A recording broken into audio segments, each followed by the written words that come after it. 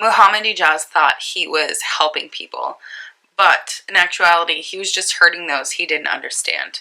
He thought he was going to stop 3 men from spreading the evils of homosexuality in his community. And he thought he was going to do so by killing them.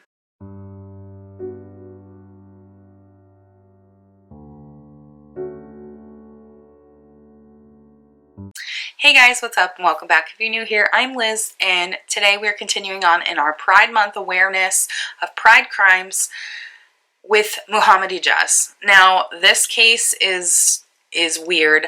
I haven't been able to find his sentence, so if you can, or if you find his sentence, put it in the comment down below, because I can only find what he's been charged with. Obviously, we're going to a different country today. We're going to Pakistan, so a lot of things might not be readily available on the internet, and especially during my research, there was a lot of just like his interviews and stuff like that. So this is another solved true crime case of the LGBTQ plus community.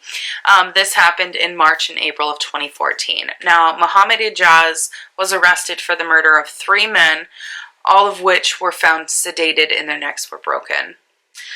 So 2 of these men were in their 20s and one was a middle-aged retired army major. These 3 men Muhammad met online on a website called ManJam, of which is known in the closeted gay community in the area they lived in Pakistan. And ManJam is a very big, like, online gay website or gay dating website. I don't mean to say gay as like a bad term. I'm using it very loosely in this, okay? So, according to Muhammad's family, he was not a homosexual. He was a happily married man. He just had 2 babies with his wife. He's been married since 2011. They didn't understand this when he was arrested, and they still don't understand it and believe it. So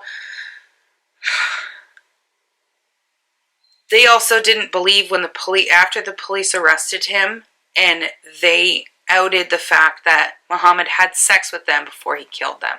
His family didn't believe that at all, because they were just like, he's not a homosexual, he's happily married. Also, they live in a very conservative Islamic community, so you have to be closeted if you are a homosexual. And it sounds really bad because you don't want people to feel like they're repressing themselves, which in this case, he basically has his entire life. Anywho, so there was a member of the closeted homosexual community in Pakistan that confirmed that Muhammad was indeed a very, very active sexual or very, very sexually active member in this community, and had been extremely active for several months prior to the murders, and afterwards. Now, maybe he just couldn't handle the way his brain worked, that he didn't want his wife and he wanted other men, and he didn't want to be publicly shamed by his family. I mean, sometimes your brain wants what it wants, and you just have to kind of go with it. And you can't force your way to want something else. Like, you're just going to hurt yourself, you know what I mean? That's why conversion therapy doesn't work. Or if people say it works, then it's a scam. They're just trying to get your money. Anywho, and maybe his mind just wanted to be wild and young, and he wanted a man instead of a woman. That's also another possibility. It's entirely possible. So, according to Muhammad, he felt... Now, this is from interviews. I just looked at different interviews he gave while he was behind bars. Apparently, he felt bad for the families for losing a member of their family, but he felt that he was ridding society of these men because they were spreading the evils of homosexuality and transmitting diseases. According to another interview, he said that he needed to rid the world of the evil of homosexuality due to severe child abuse that he endured when he was 10 years old at the hands of an older man. I get that there is a lot of things that you need to heal from child abuse when you're younger. As a survivor myself, you don't take it out on other people. You don't do things that one did to you to other people. You learn to grow from it, and you learn to become a better person from it. That's the only way you're going to thrive in life. We don't take it out on somebody else and kill them for something that a man did to you when you were younger. Now, I'm not chastising him. I'm speaking from my heart as a fellow survivor of SA. You don't stoop to that level because you just get to their level. It's not worth it. Anywho, so the community he lived in is called Lahore. Now, the community of Lahore, like I already said, is a very conservative Islamic community.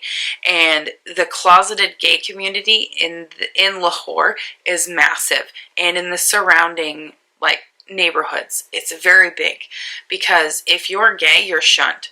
If you're anything but the normal, you are shunned. That's how they are. Now,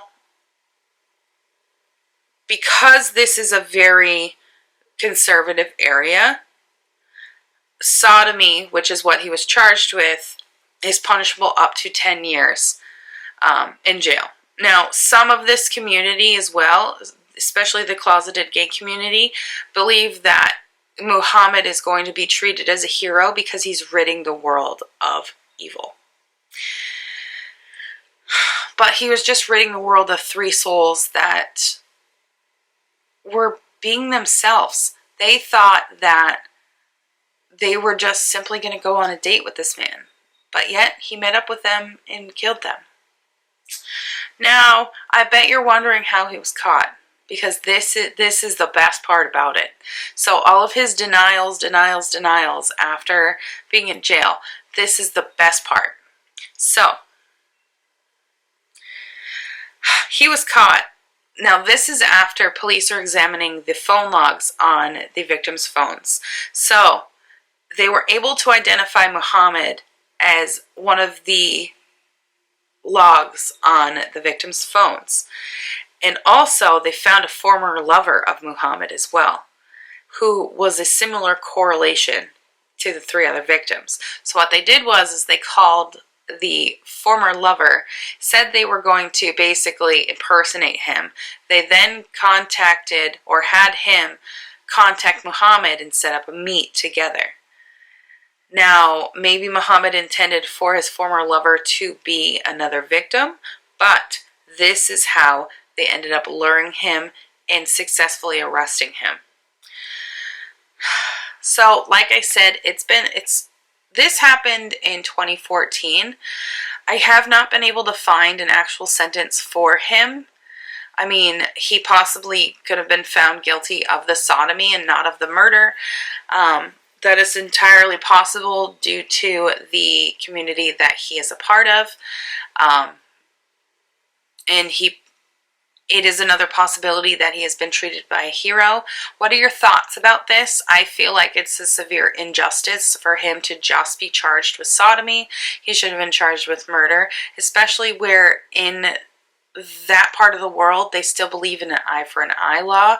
So if he killed somebody, then he should have been killed himself. Anywho, that's my thoughts. What are your thoughts? Put them in the comments down below. I would love to know.